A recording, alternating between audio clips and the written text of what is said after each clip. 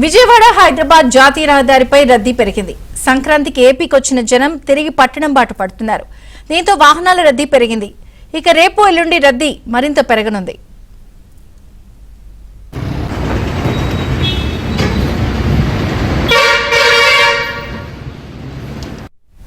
జాతీయ రహదారిపై traffic jam నెలకొంది. పొట్టిపాడు టోల్ ప్లాజా దగ్గర వాహనాలు నిలిచిపోయాయి.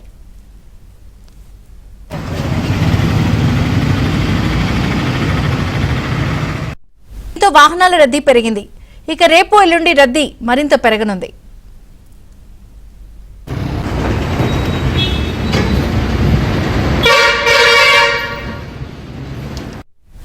జాతీయ రహదారిపై ట్రాఫిక్ జామ్ నెలకొంది. పొట్టిపాడు టోల్ ప్లాజా దగ్గర వాహనాలు నిలిచిపోయాయి.